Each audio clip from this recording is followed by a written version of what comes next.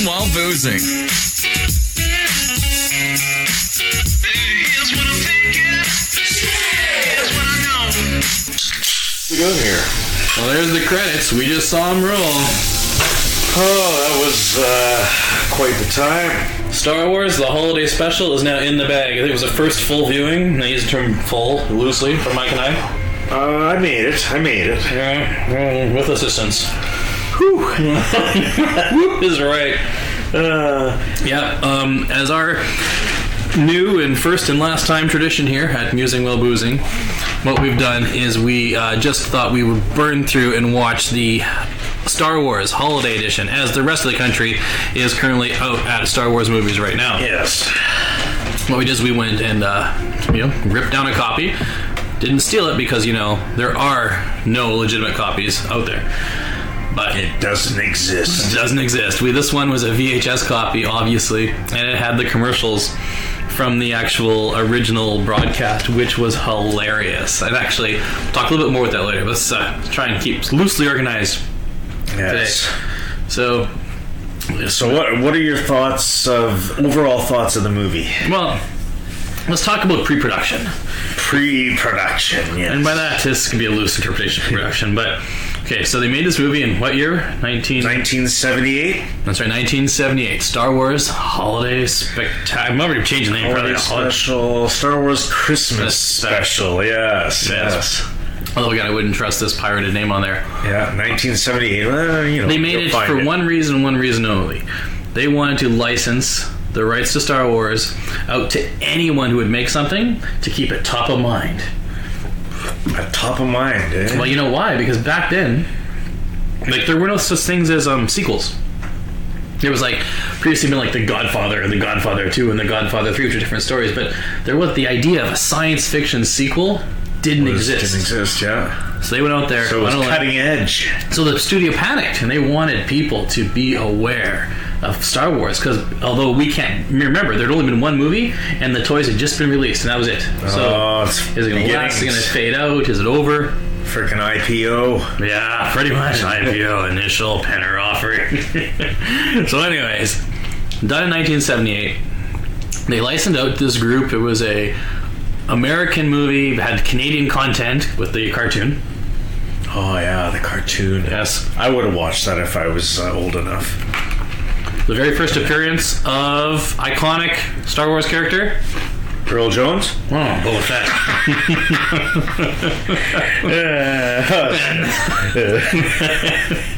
Yeah. Okay. So, Boba Fett, yeah. And you know what? Luke thought he was good in the beginning. And then his world was turned within one episode. Yes, he was burnt. Yes. He was Darth Vader's right-hand man. Mm-hmm. So, like I was saying, they made this movie. They broadcast it once. On CBS by the looks of it. Yes, definitely on CBS by those commercials. So people know the story of the Star Wars Holiday Spectacular. They broadcast it once. It was, to say it mildly, poorly received. George Lucas, who did not have Final Cut approval or any type of approval and was not the director, was shown the movie, and allegedly, yes, he was irate. Jesus. He whipped his lightsaber out. He's like, that's it. I will destroy you. That is no moon. That is a space station. And yeah, I can understand why. I mean, so he was pissed. So he was, a little bit. And perturbed. Of course, the other actors, they signed 3-picture deals. Again, the idea of sequels wasn't there, so they were out there just trying to make a buck. And it was in their contracts; they had to appear in all official Star Wars material. Ooh. So even though George Lucas didn't have to be involved with this, they did. So this was an official Star Wars story until Disney bought it and erased all previous stuff that happened or allegedly happened before the original Star Wars movie, because they bought the continuity of the Star Wars movie, so it doesn't fit in there like some fan novels or some of the role-playing games they had. Then Disney says it goes under the Star Wars Legends, and it no longer exists. Yeah, Lucas, farewell. The Legends of Star Wars. And that's where this falls. So now that Disney had bought, and this is considered outside territory. Outside the canon is the term. Outside the canon of official Star Wars, that this is goes under the Star Wars Legends. But Disney does technically own the rights to this beautiful piece of shit that we watch this evening. They do own it? Well, Disney owns. They bought it? But yeah, Disney bought Star Wars. So I'm trying to say. Okay, yeah, but is this considered a Star Wars? It is. It was officially licensed. This is an official movie. Yes, but this was a special. It was a show that was back in the day, like Saturday Night Live. No, this was a one-time. No, this was that movie of the week. Oh yeah, CBS special. Very subtle. Well, they called it in my age. Eh? Yeah, so CBS. Anyway, so yeah, they had it taken care of by licensing out the characters. So this was officially whatever. Problem is, they didn't really. I guess George Lucas, no one had any oversight on the script, and when people are handing the script, the people are reading it were just minding going, "Yeah, that sounds like a science fiction story." Yeah. And yada yada yada. When it came out, he disavowed it. The actors have looked back and said it was not their proudest work, and Disney would just rather it doesn't exist. And if you bring it up, I'm gonna kick your ass. Yeah, so that's our take on the making of the movie. I mean, it was made in '78. It was done. It was rushed. It was made in a very short period of time to get out just before the Christmas season, because back then the movies only came out in the summer, and they had to fill the void till next year to release Empire Strikes Back. You had a very short period of success. So let's talk about the artistic integrity of this cinematic masterpiece, as you will. Well, everything was in a red filter, which is kind of loving and feeling. And, I also think it's because we were watching something that was a copy off of a VHS tape that's probably 30 years old. But the coloring in general, the quality is awful. Regardless, if you ignore the quality of the video, because that was back in the day, right? 420p was good. The technical quality, and you dive into the quality of, say... Oh, the acting was just superb. It was like a British show from, Doctor Who. Doctor Who was pretty close. The acting quality, quite the same. Stiff, rigid. You can tell, well-rehearsed, reading the lines. I don't know if Mike's describing porn in this movie, but either way, he's right. The acting was... the worst. It was nice to see their faces, the stars. Well, yeah. I mean, you're getting to see people. I look like, it had come out in the last couple of years that Carrie Fisher at this time was, of course, living the high life. Yeah, she loved life. Love coke. Yeah. Starting coke big off fan. Dead hooker's ass. And how else do you stay, good looking like that? Hey, good looking. Well, she was 19. That's what she was. Hey, from when she 19? When she made this movie, yeah. Really young. No. Yeah. Oh shit! Jesus! I just broke my neck. Jesus! Let's move on. And so I think this was right in the middle of her drug phase, because she just got her money from Star Wars, was going to Empire. Yeah. She was partying. She was known. She was a Hollywood elite. Yeah, that's nice. And so it means, I think, the snowman was on her shoulder. The snowman. And as well, she admitted in her book there, just before she allegedly died of natural causes, yes, is the fact that she was having an affair with Harrison Ford at this time, where he was married to his first wife, Mrs. Ford. Yeah, Ford. definitely Ford. And then she was, a young teenager, and he was all up on that Princess Leia. So that's a little bit of picture behind the scenes about what we saw here. Now on to things we picked out of the entire recording in general. What I felt was you had to be high. You had to be high to actually enjoy at a very small level the movie. It was I don't imagine if you were sober through the whole thing that you would come out alive. Well, I think what it tells you though is how much influence your environment has on what parents think are okay, because remember, this was the 70s. Yeah. And just like if you watch any of the TV shows from back then, or kids shows, the one that I love is always references House of Frightenstein, which was all just like the Wolfman. And fear guided you. Oh, yes, this was good, evil, based in religion. Oh, whoa! How did I get in that? Things just got tight here in the man cave. No, it was my point. Chill, motherfucker. Chill. Just take a chill pill. Take a chill wafer. The point being that in the 70s, weird was like normal. Oh yeah, for sure. You look back, it's just like... Because if you dressed good, you could be whatever you wanted to be, because as long as you dressed whatever, you're alright. Your big bell bottoms, colorful pants. Like, if you look the part. Yes. You could do whatever you wanted. You ran the town. When a pig was your oyster. But in this case... In this case, I don't know. This case. Like, I can tell you, the best part of the movie was the cartoon that they injected in there that I had no idea existed. Made out of Toronto. Yeah. Nelvana Cartoon Studios, based in Toronto, did a little cartoon vignette. Yeah. In the middle of the Star Wars Holiday Special, and it used Boba Fett for the first time. Yes, Boba Fett. Mm-hmm. I think we already talked about this guy. I got a feeling. I got a deja vu right now. We've been talking about it all evening, because that was the only conversational point about this whole movie, besides how bad it was the fact that... But all I know is that Boba Fett was good in the episode, and by the end of the TV show, he was bad. Yeah, and he was Luke's enemy.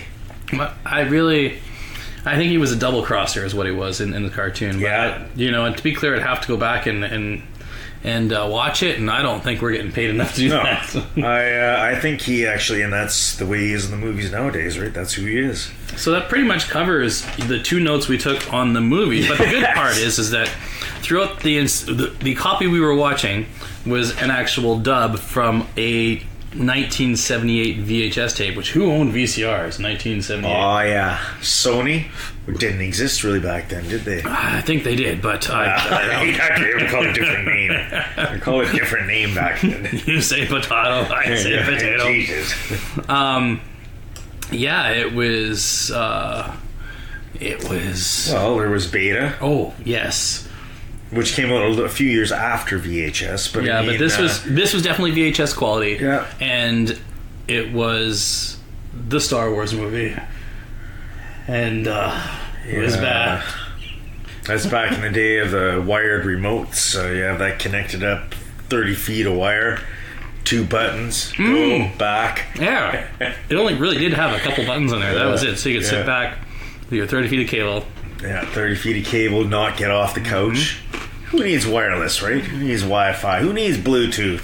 I got it. A lot of extra signals. Good cover there. All right. Commercials. Yeah. We were watching an episode, the show, the recording, that had the original commercials that happened to be playing on CBS. CBS on WGN in 1978. Back in 1978. Mm-hmm. And these are real commercials, and they are... So we want to maybe talk about a few things. One of the first ones that hit us was the fact that they were playing promos for the other TV shows. And which ones do you remember?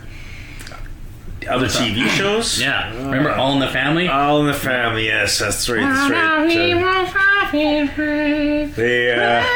For another day. Those were the days. Holy Christ. Archie Bunker. Yeah, Archie Bunker. And we also had Dallas. Good old Dallas. Everybody loved Dallas. I remember watching freaking JR. He was the man. The first thing I thought of is that at Gracie's Christmas concert, I'm listening to band, I realized they don't play the Dallas theme anymore. Because nobody knows what the hell it is. That's what I mean. We have aged past that, so God bless the Dallas theme. May it rest in peace. Bobby. All the orange horns. But the show actually was being... And the other funny moment that we saw... Just with respect to the JR thing, did you ever see the end of JR? Dallas? Bobby walks out of the shower. Yeah, do you know what happens to JR? Yeah. Died of a liver failure. Oh, yeah, in real life, maybe. It doesn't know well for him. He was a freaking devil. Oh, yeah. JR was a devil in the end. I hope I didn't spoil this for anybody. Spoilers from shows from 30 years ago. Spoiler alert. Dallas is over and Larry Hagman's dead, but is that too soon? Wait, it's been 10 years. We also saw the commercials for unions. Oh, yeah, there's a lot of pro-union shop. What struck me as funny was even the GM commercial. They didn't advertise their card R. They talked about their labor force, their process, and the people, and they were showing about, how they make the cars was weird because everything was hand touched. There wasn't a goddamn roll. They went focus. How the guys, they especially, they're right on the line. They're dusting and oiling. Yeah, my grandfather turned these rivets. Yeah, Dad turned these rivets, and my son will turn these rivets. And 4 years later, the big auto slowdown. Yeah, that's. So a big union. So then one union even had its own commercial on the show, and that would be the powerful, rock solid, the union ILGWU, the International Ladies Garment Wear Union. Where these people, they only worked in panties, and they wanted to protect their job. Yeah, they were willing to work. Because hard. They were hard. They were working long shifts in the panty department. That was basically the commercial. It was really freaking weird, man.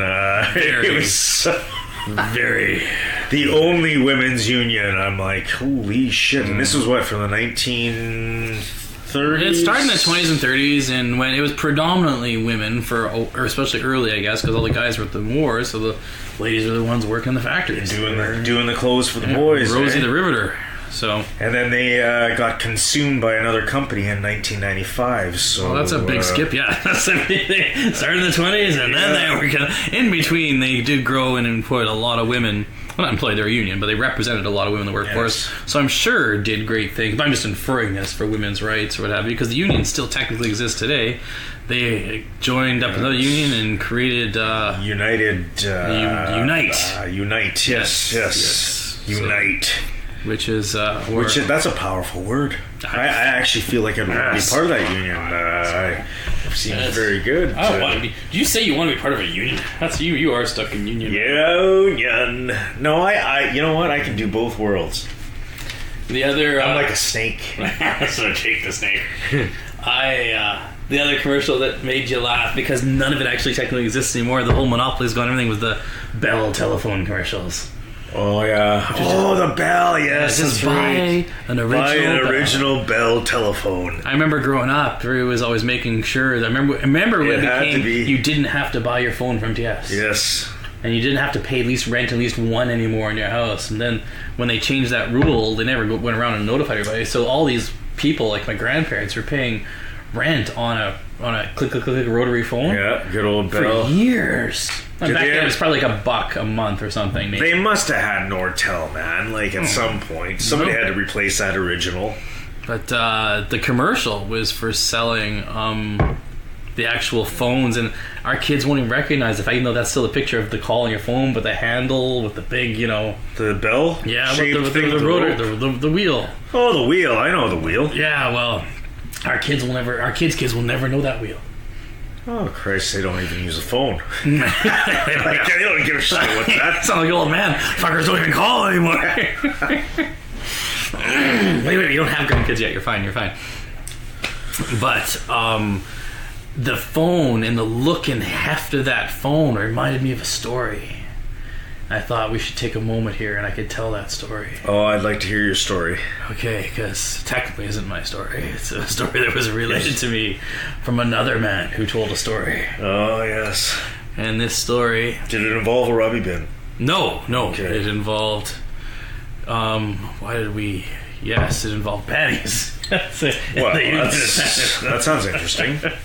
So what happened here was that... This happens... I'll set the setting for you. think like ski lodge. Yeah. And think staff quarters.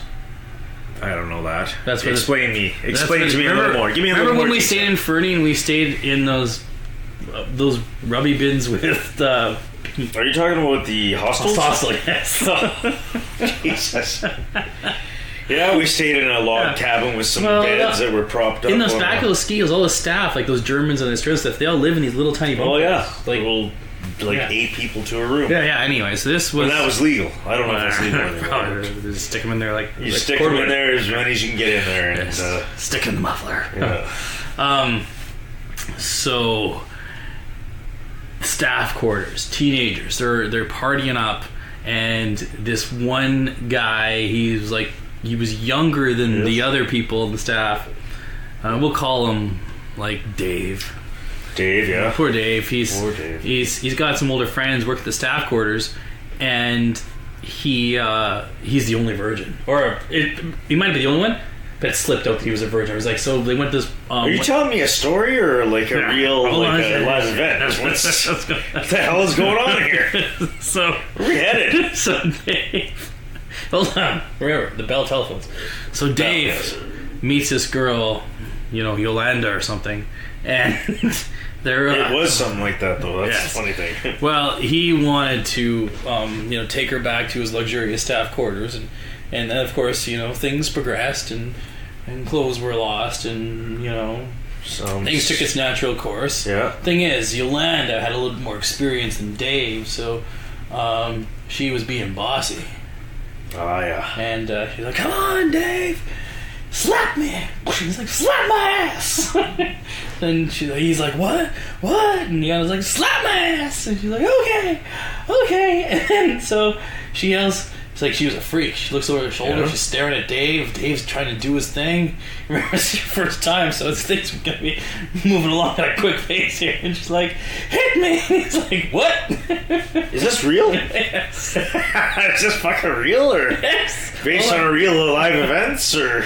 And then she's like, "Hit me!" And he's like, "Okay." And then she just said, "Come on!" And he looked over, and beside the bed, like he's mid-thrust. And beside the bed is one of those old phones, like the bell. He picked it up and just clocked her across the back of the head. What? I don't understand this at all. I don't know what's real. I don't know what's fake. Like, I understand the bell phone thing, but I just I don't really get I understand start to end bell phone, but the in between doesn't quite make sense. I'm not quite sure. You gotta focus on the details here. You're saying so he clocked her with the phone. Yes, and it called somebody. Did it call somebody? No, but she's on all fours and she just collapsed forward because she was knocked out. Yeah, and then what? He hammered her. Or? No, he was freaking out. It's his first time. He thought he killed her. Yeah. So he just jumped on the bed and he ran into the main room. He's like, "What?" He's like, "Oh." She comes over. She's like, "Ugh." And he phoned 911 on his bell phone? No. Did he even have 911 back then? It was just 911.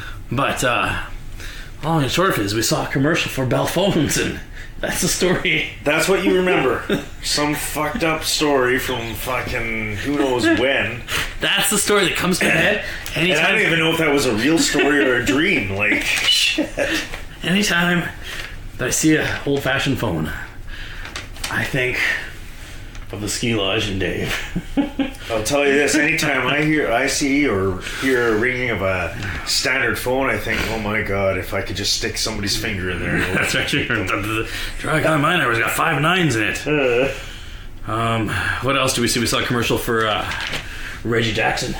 Reggie Jackson. What was Reggie pimping? Oh Jesus, I don't even know what sport he was in. Baseball? He was baseball. Yeah, he was standing with the baseball bat. And he was selling his Yankees, Cubs. No, I didn't know that. No, let's refer to our notes. Sorry, Chi Sox. Chicago White Sox. Everybody's wrong here. Let's refer back to my notes. Chicago White Sox. Yeah, White Sox. Okay, yes, thank God.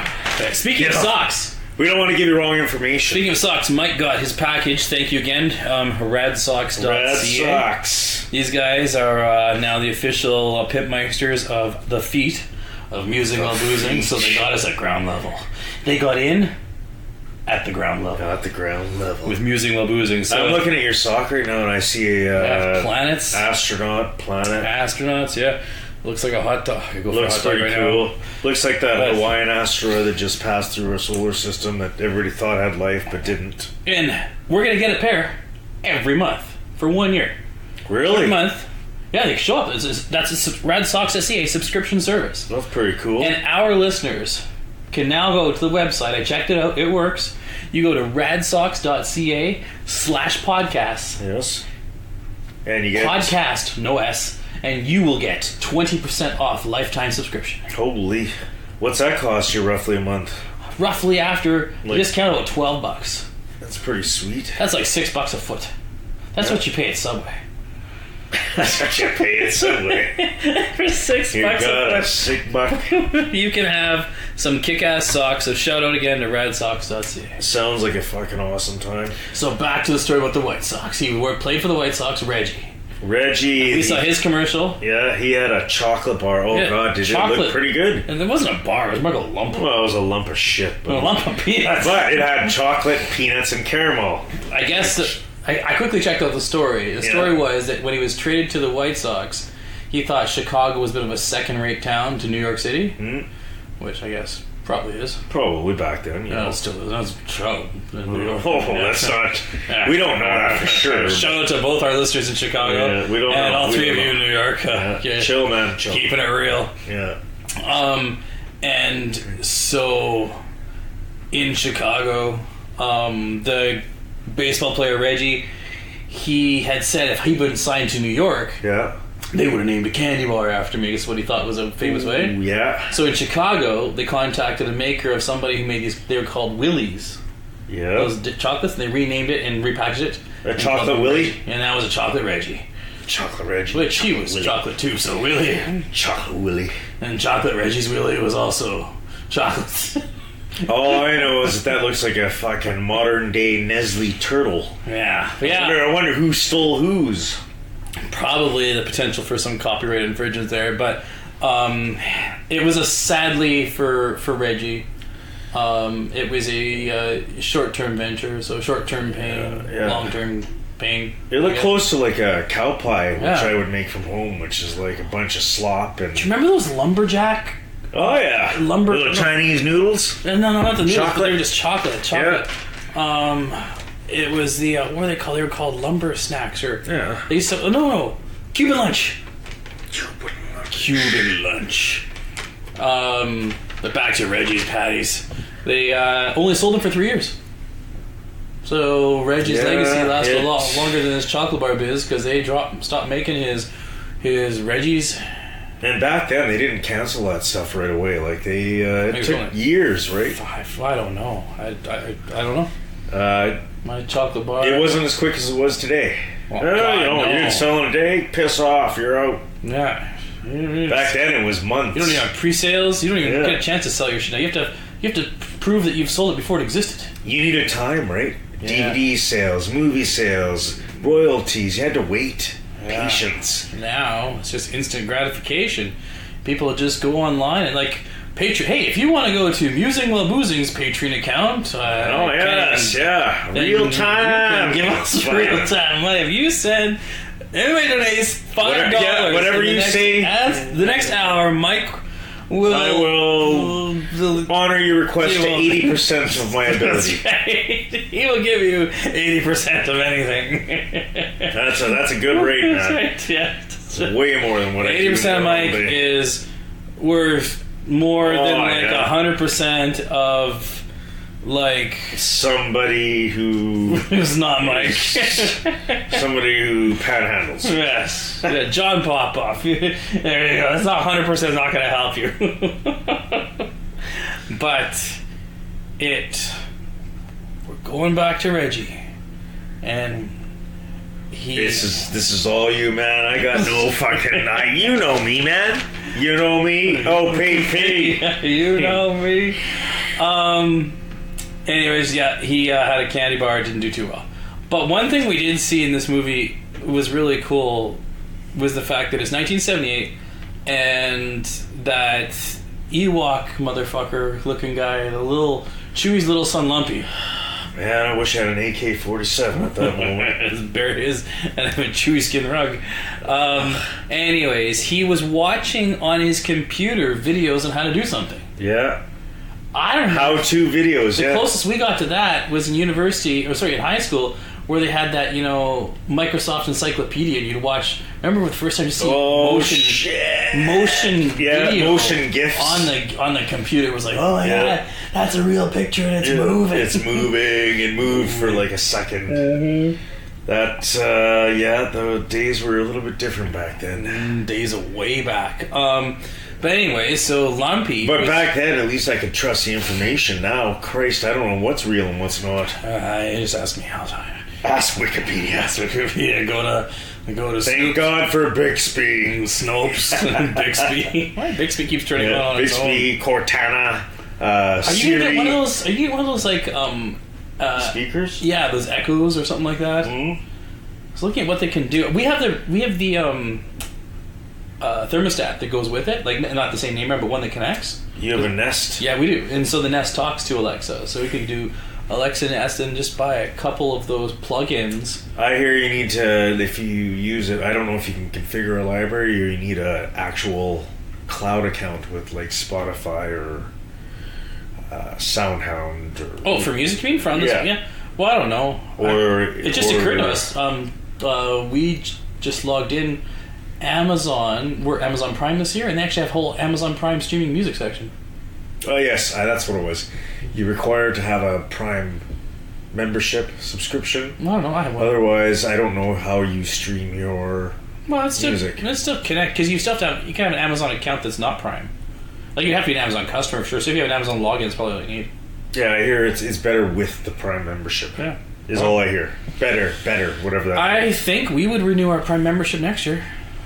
So far, we've used it enough. My God, it saved our ass this year for Christmas shopping. Just literally didn't have to get off my ass. So I ruined my ass. Yeah, that's. I still don't understand with all the online shoppers how busy it is out there.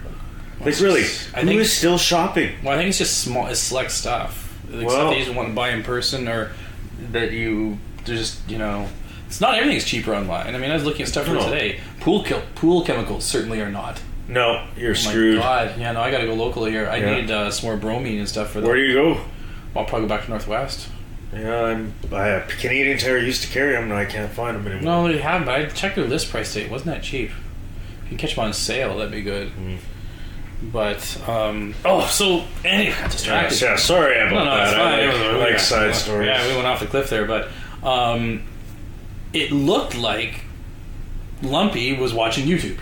Yes. Yes, like 40 years? 40 years. Yeah, 40 years ago, yeah. 40 years before YouTube exists. And what I was trying to get across is that you didn't see that when we were kids on movies and stuff like that. It's like that. Ever. That didn't exist. That whole idea of... There was a whole idea missed 40 years ago.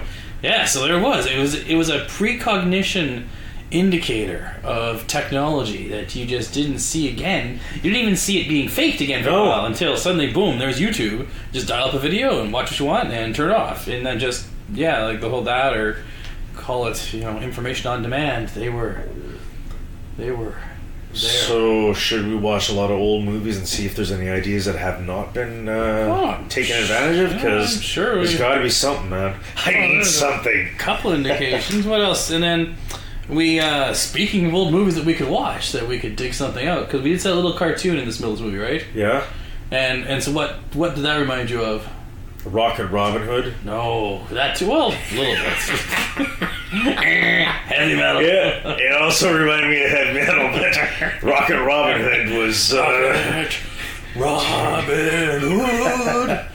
I was trying to find those downloads to show my kids. That was one of the cartoons. Nobody wants to watch that anymore. I freaking love Friar that. Tuck. I love that it was a whole bunch of little vignettes, like a whole bunch of tiny little stories. It wasn't just like 26 minutes of, Like in 15 minutes you had 3 stories. Yeah, it wasn't that bullshit, Or, it was a cartoon. Astro Boy, Mickey Mouse, Minnie Mouse. I just remember Astro Boy because it had this long. It was always on from 8 to 8:30. That's the show Adam would watch when we went to Laboratory. Or 7:30 to 8. I don't know which one it was. It must have been 8 to 8:30 because I think we only lived 5 minutes from school. So anyways, it also reminded us of heavy metal. Heavy metal. So we're talking about a movie we could watch in a future episode.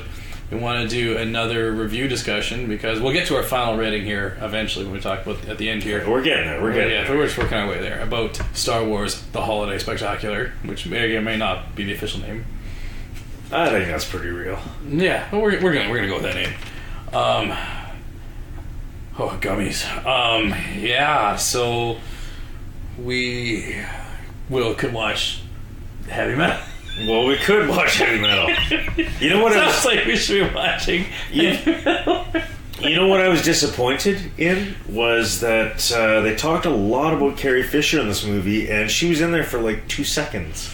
Well, it's just the fact that she was in there, and I think that she was in there and she was alive. Oh, come on, man. I think 35 minutes ago we talked about the fact how she was banging Harrison Ford. Oh, well, I didn't really care about that. Stuck in a loop. Hit the eject button. All right, let's get on to our next... so the point being, yes, I think next time when we gather in the same environment where we, today we were... sampling the Moto 120. What's called the Moto 120? Moto 120. We went Sounds like a motor oil. We had 30. For the race cars, you know. Yes, the Moto 120. The Moto. That's more of an alpha. I see an Egyptian signal there, but, you know. So, yeah. Tow bars. Oh, yeah, don't forget about that. That was awesome. Another commercial that we saw was awesome. Yes. What was it? It was 1978. All these commercials were the same year. Oh, yeah. Get your robotic, controllable little robot with FM antenna. And, it had a cool name for it. Yeah, it was... something... radio transmission. Directional jibulator. And you could drive your robot around the company. Yeah. It wasn't called a robot. Yeah, within 10 feet of being within. That's right. It was called Tow Bar. Tow Bar. And their selling point was Tow Bar. That's robot spelled backwards. Yeah. That sounds awesome. So if anybody ever owned a tow bar, I actually would like to own one right now. I would buy it. Not like the Zumba or like the iBot or Zumba. Just get our drone, man, and we can fly together. Yeah, that's Charles Air Force. Yeah, that's. So what's your rating on this movie? Oh, we're not there yet. Hold on. We're not there? You don't feel that? No, there's more. We got other ideas. Well, there was the big finale. There's the fact that they were walking with their red coats into a burning sun. Oh, the Jesus episode. It actually looked like God was welcoming Star Wars God was using the Force. Yeah, it was some kind of weird... I think some religion paid money to actually... I wouldn't be surprised if it was the Doom guy, Scientology man. Scientology. Throwback to episode 2. Scientology. Yeah, they got a indirect. Are they back in power again? I thought that was over. No, I thought they were dead in the water. Not looking good. I think the Winnipeg office is closed. And so we talked about the making of the movie. We talked about who was in the movie, which was done in a very 70s like talent-y type style. Yes. Then we talked about the hidden meanings in the movie, hidden bullshit, secret hidden things. And we talked about sort of the commercials, because that's important. The commercials were significant, actually, part of this. And back in the day, the longest commercial break, by the way, was like 5 minutes. Yes. Most of them were like one commercial. I think this commercial proves something, though. Is the reason we didn't complain about commercials when we were young kids is because back then the TV was so bad, the commercials were awesome. Because honestly, I don't think you could watch. I think you mentioned this too. Yeah, you could watch this 2 hours without the commercials. Oh, the commercials are the show. It was like a time. That's what actually makes it a passable. Well, it was the only mentally engaging component because if you tried to follow that plot, we tried not being fucked up. We tried being fucked up. I mean, nobody knows what's going on. Nobody knows the right way to watch this show. yeah, it was surreal to me, the entire experience. So you gotta stand back. You're looking at this whole movie, Mike. Yeah. And you're saying, what am I going to get? If you had to sell this movie, to one person, describe to me that customer. A union worker. Hey, it's because the commercials on the movie. Yeah. Wow, there's a big support there. I don't know. I think there has to be a lot of drugs involved. Someone who is... Are they employed? They're employed. I actually can't imagine anybody, even a drunken, high, zooming... Jefferson Starship was... We didn't talk about the half of the movie. Jefferson Starship. It was in a made-up language, and there was no subtitles. I thought maybe I just didn't download the subtitles through the MP3. No, that's a Chewy talk. There was no subtitles to the Chewy talk. It was just a bunch of bullshit. I actually can't. Yeah, I can't imagine. There's a few scenes there that the Zoomers might like, but but overall, I don't think they would like it at all. I don't think the tweakers, the stoners, or the cokers. None of those guys. They would not have been able to last those. It was too long. It was and too disjointed. The intermissions were very long, and it's like, okay, enough with the fucking Chewy. I was getting paranoid just watching it. So, we talked about. You said going under. There was that. So let's put a bow on this. So overall rating out of 10, Mike. Out of 10, I will give it a 4. And I actually probably got to go a little bit lower. I'll say a 3. So that averages out to 3.5.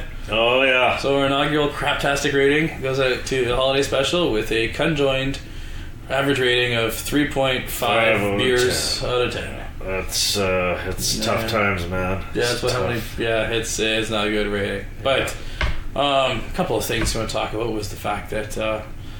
What's your take on something like we found out that a local business here, it doesn't matter to say the name now, Adrenaline Ventures, but I guess the bailiff said bills were unpaid. Bank.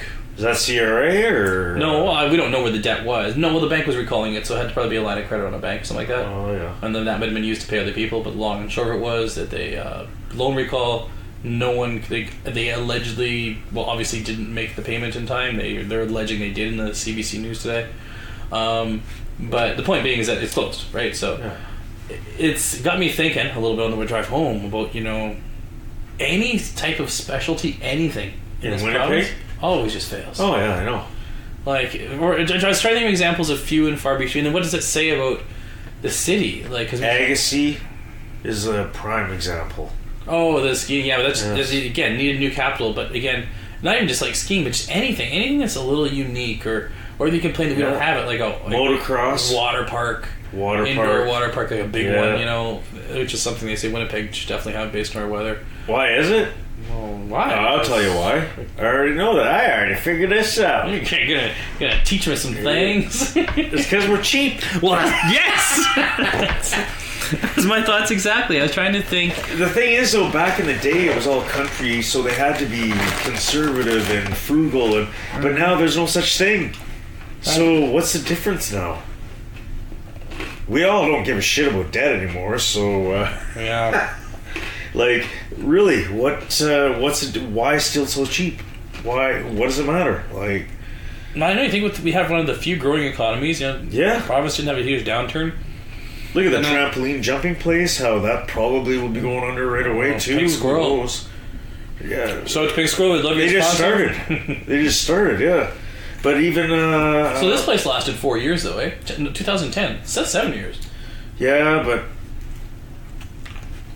it's popular with the little kids, right? But I don't know, man. It's tough. I don't know. This environment is one of the toughest places for a startup business to happen. That's unique, right? Yeah. If it's not generic, I don't know. If you ever want to get Winnipeggers mad, put in the paper the government paid or something. Yeah.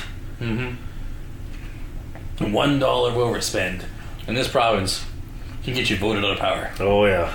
There's just doesn't seem logical to me anymore. That doesn't work because there's so many special interest groups now that everybody, there's no one can spend money on anything because piss off somebody else. Well, yeah, then you just this whole transparency thing is a PR event, not actual events. Yeah, or if their government is totally transparent, it makes things paralyzed because you can't piss anybody off. Yes. So you're paralysis by analysis, right? A political party has to stride the middle. Well, if what happens if they stay in the middle of the road? You don't get out of the way. We're just headed towards that right now. It's just beginning. Mm-hmm. It's going to get worse.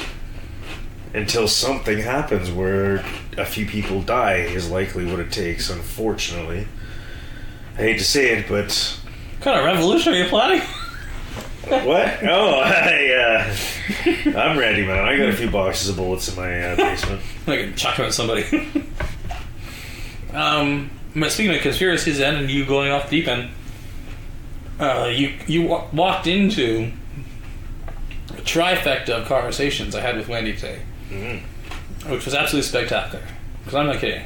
I woke up and she basically rolled over, leaned into me, stared me in the eye. She was ready to roll. And said, honey, what the hell is Bitcoin?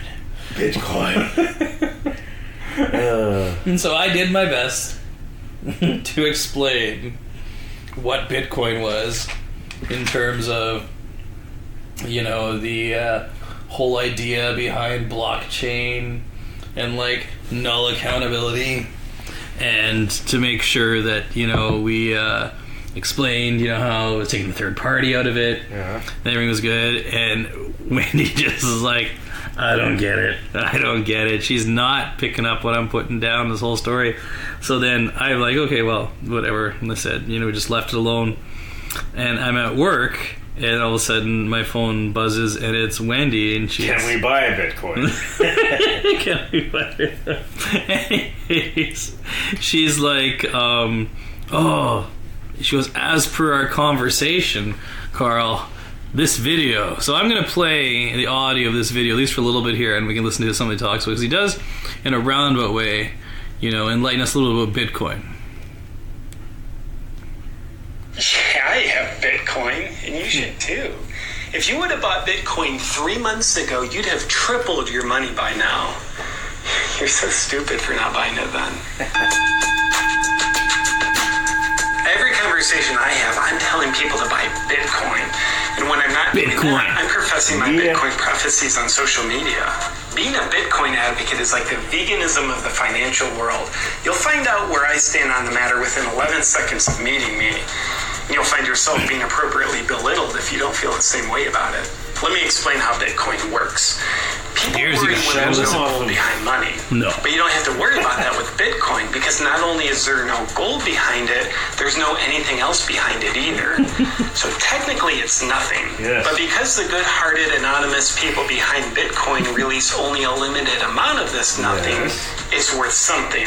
Scarcity is what makes anything valuable. Yes. So with Bitcoin, scarcity is what makes nothing valuable as well. Another instrumental part of Bitcoin is the blockchain. It's a ledger that keeps track of Bitcoin and keeps everyone accountable.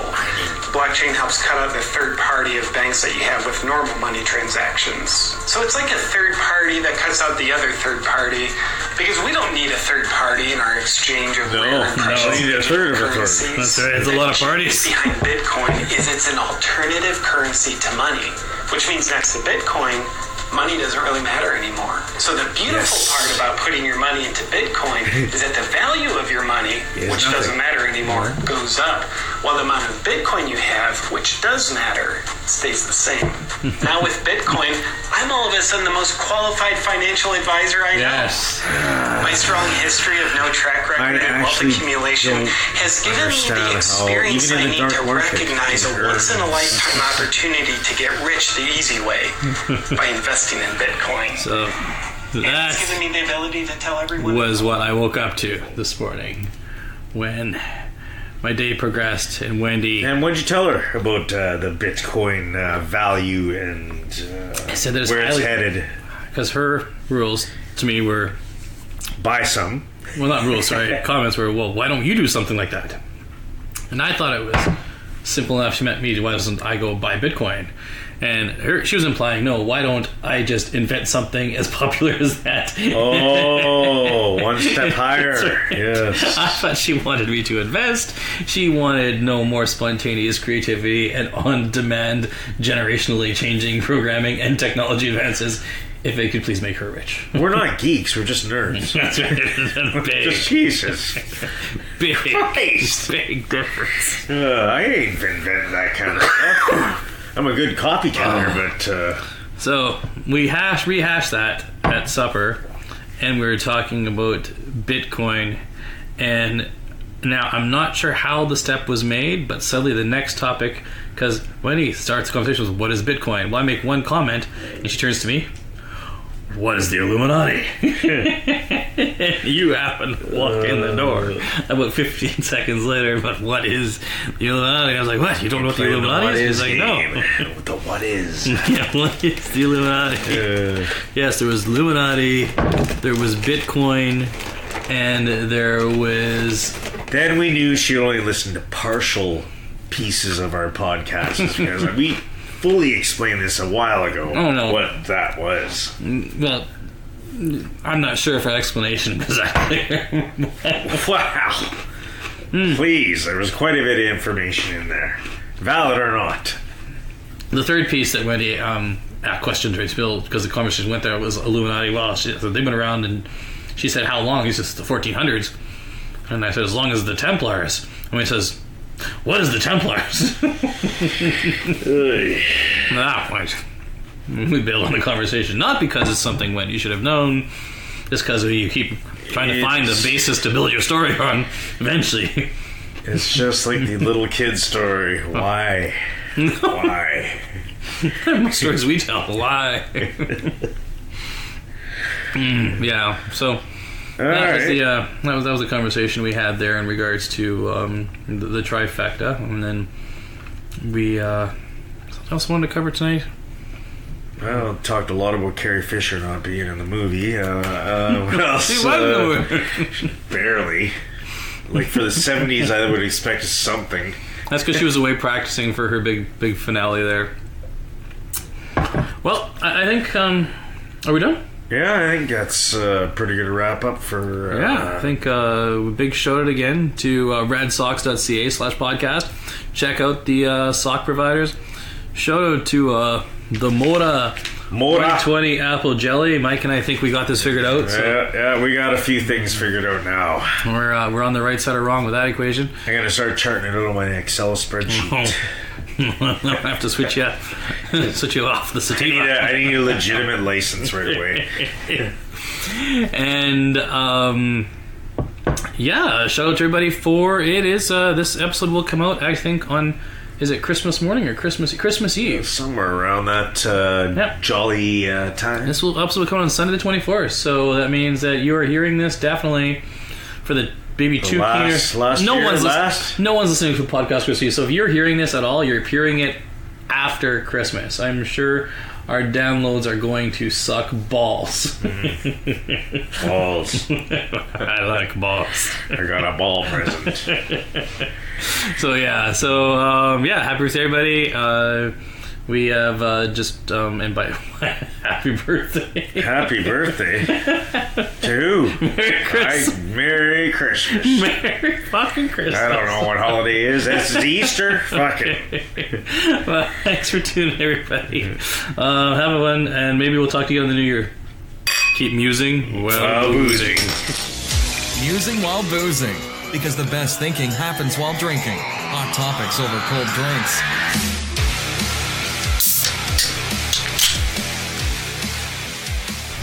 Here we are, live from the bowels of Brazen Hall. Cheers! Cheers! Today's episode is being recorded live here at Brazen Hall, and we are joined by the brewmaster himself, Jeremy. What's your last name again, Jeremy? Wells. Jeremy Wells. Well, thank you very much for letting us come by this evening. Of course. Glad to have you guys. We've been talking about the last couple episodes. We've been serving exclusively Brazen Hall Brew, which has been fantastic and well received. So we thought it was best to come down and check out where this stuff is made and how it gets done. Absolutely, yeah, no, And Jeremy was gracious enough to host us this evening. So again, we're thrilled, and we were actually right in the facility.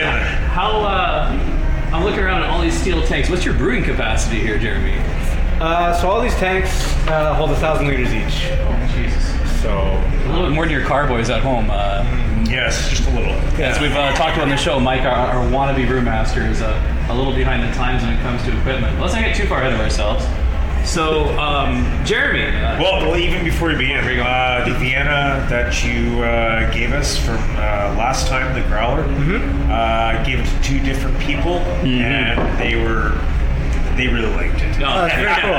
Yeah, they really liked that. That was very cool. I appreciate it, I guess. In fact, one of them was a home brewer of mine and a buddy, and we'd like to. His expert opinion. We'd like to somehow make that. Well, the fun thing about that one is that one actually ended up winning gold at the local homebrew competition. It's a pro-am, so pros can enter as well. And it won gold in that category. So if you guys take a crack at it, you can see how you do next year. You know, I like the Vienna and I like the Munich grains. They're nice. Oh yeah, they're great. Absolutely. I'll be honest. Christian had the idea possibly of someday down the road we can maybe work with you on a beer. I think that'd be a lot better. Anything him and I are going to come up with, I don't think is going to be quite the quality. So, how many years have you been in the beer business, Jeremy?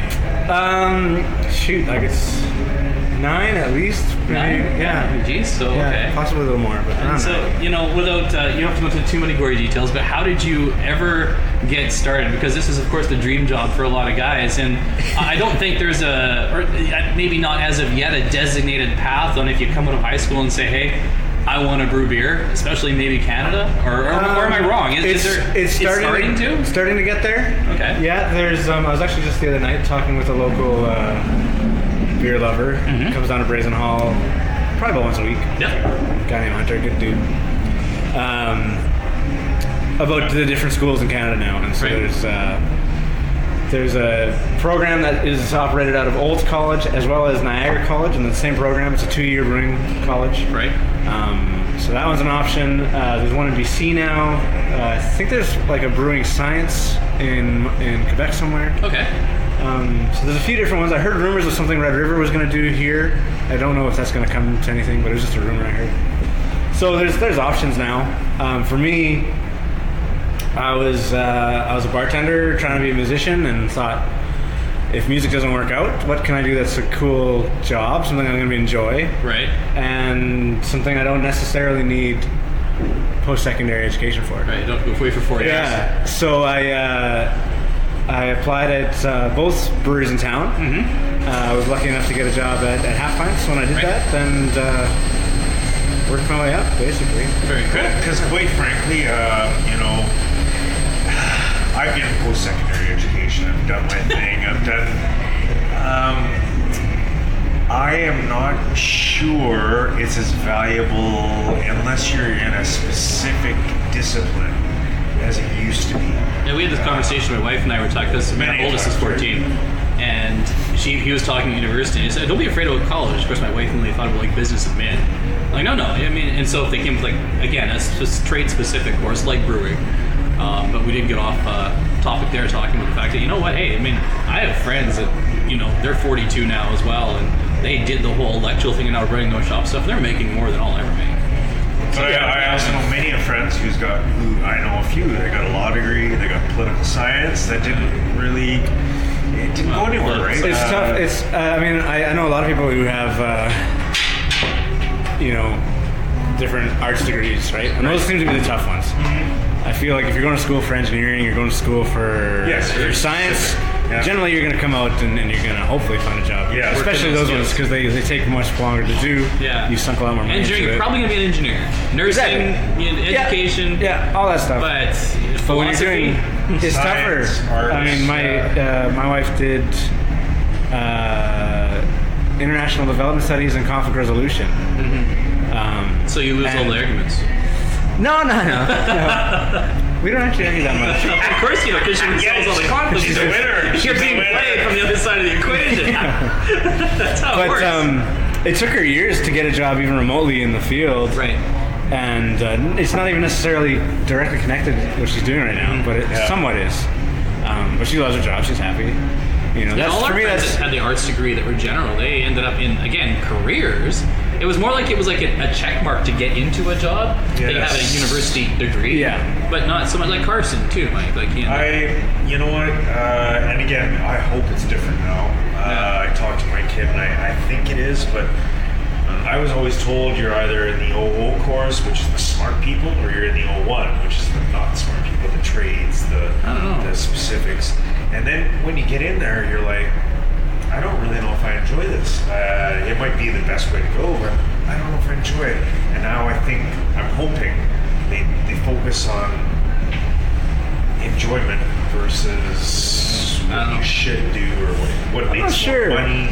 Yeah, I don't know. I think also you're seeing, and I think Winnipeg's kind of slowing down for big projects. Yeah. But you're seeing a lot of, like, Red River College is super packed with multiple years worth of students waiting to go through the different trades courses. Well, they're building houses. I just put a whole subdivision at the end of my street there, at the end of Dale. 2 years ago, none of those houses exist. And now it's like every day there's trucks going up and down that road. Traffic's insane. And they put up, 90, 100 units in the last 2 years. Yeah. So it's an interesting problem, I think, for Winnipeg, though, because the jets coming back have helped a lot, but the downtown was dying for so long because everyone was moving out, but the city wasn't growing. So now that the jets are here, things are a little bit revitalized. But I think it's still interesting to me that they're still building out. People always ask me from around the country, because I travel a lot for work, and saying, well, because they see our numbers are, being tax numbers indicative to the economy, so we're doing okay. Winnipeg's never in the top 10%, but we're never dying, right? So we're always just so when places like Alberta, of course, take the big dip, they're like, well, how is Winnipeg sustaining itself? And I always have to pause. I'm like, I really don't know. I don't know where it is. You got Chipman. Yeah, he's building this. True North is helping, I think. Yeah, I mean, but also I think Manitoba in general, like, we've got hydro is just such a steady income. And then I couldn't say what else beyond that. No, I was stunned. I was sitting there in Calgary, last night, and we're having this conversation about because I not defend, but I was brought up at the conference because we're doing so well. And I go, what's driving the economy? And I'm like, and not a word of a lie, I brought up, we can talk about this next, I said we've opened up a lot of brew pubs, so if people are spending more money, maybe because they're... Yeah, and I think it's even beyond that. I think it's a lot of mom and pop shops that are starting to get some traction. Well, Manitoba never does well with chain restaurants, chain anything. It's always the locally grown or independent type things that do well or become institutions or last. Meanwhile, a place like that was that restaurant, that Bada Boom Bada Bing, that they opened up here and they closed up. They don't even exist in Winnipeg. Shit. I tried this conversation last night. I can't remember the name of the place, but there's 50 locations in every other city in Canada. You come here, there's not one. But they asked about the restaurants, and just specifically, we talked a lot about restaurants last night in Calgary. And I'm like, it's all the best restaurants in Winnipeg. Like, no one runs out because they want to go to. I mean, Earl's will be busy or whatever, but you go to a place like here, Brazen Hall tonight on a Wednesday night. We drive in and Mike's like, is it like the weekend? Like, did we lose a couple of days? And you walk into a place like this, independently owned, just it's thumping on a Wednesday. You got amazing live band. You look around, it's like you don't normally see places like this busy in the middle of the week. Made of iron. Well, he's like, is there like a massive special on tonight? And I said, no, dude, we talk about the specials. It's not that crazy. It's just good food, good atmosphere, and people support stuff that's more local, I think, in Winnipeg. I certainly do. Yeah, me too. One of the things we love to do is talk about local people. Yeah, I'm a pretty fierce Winnipegger, and I'm pretty fierce local. And it goes with me wherever I go. If I'm in a different city, I try and grab the local stuff. I don't care. No, whatever, right? How did with the fund being cut for microbreweries and stuff? Were you guys planning on that? It didn't affect us. No, we weren't banking on that at all. If it was there, we were hoping to get some of it, and it would have helped out. But it wasn't in any sort of way that hurt us when they cut that out. I was choked when I heard that they did that. It was a huge disappointment. Yeah. Do you guys have a lot of communication with the other breweries or brewers in Winnipeg like that? Like, is there? It's not like. I'm not like a union or anything like that, but no. There's a couple different things. In general, we're all just friends. Yeah. So we talk. Well, I would imagine that. But then beyond that, there's the Manitoba Brewers Association, which is a group that was set up in the past couple of years. not specifically for the microbreweries, but most of the breweries in Manitoba right now are microbreweries. So it's more of a slant on promoting our beer.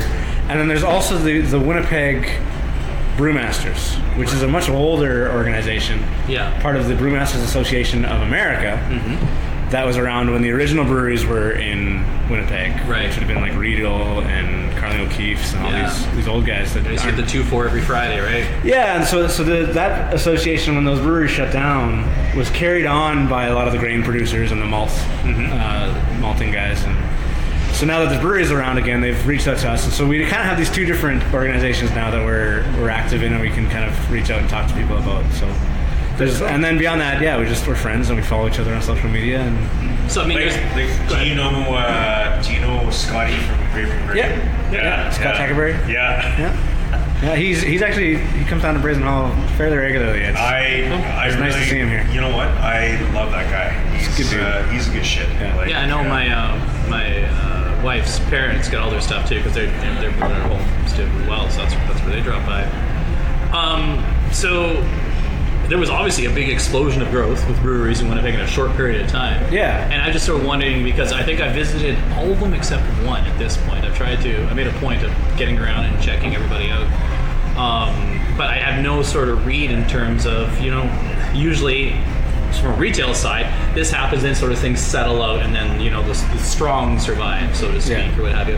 I was just wondering if there was any sort of read in the business from amongst the trades, like you'd be involved in, like how is Winnipeg supporting? They seem to be doing well, but it's all right. I mean, I think it's still so new. There's two things going on I always bring up when people ask that similar question. The main one being, rising tide raises all boats. So the more guys that are in town making craft beer, the more exposure craft beer gets. And the goal for all of us isn't really to fight each other or to take sales away from each other. It's to take sales away from the macro guys. Good beer begets good beer, right? People's different tastes. That's a big part of it. Yeah, absolutely. And so having all the selection is not a bad thing at all. No, it's been fantastic. And then beyond that, I mean, you look at a place like Minnesota, obviously the beer climate there is a bit different. They're a bit ahead of us. But the state there has, I think, over 500 breweries. And I was just down in California. And I mean, I was in with a good friend of both of ours, actually, Dwayne, and we were sitting at a bar. They had 137 taps, 121 were local. And that's where they had the Karl straw beer, named after me, I swear. But I mean, that was fantastic. That stuff was great. Even South Dakota, or North Dakota now has, I think, 7 breweries. And that state doesn't exist. Not really, although it's funny when you go to the U.S. A few years ago, before the kind of changes that happened in Manitoba happened, which are now happening, like all these states that have been behind, the provinces that have been behind, everybody's kind of caught up now a little bit.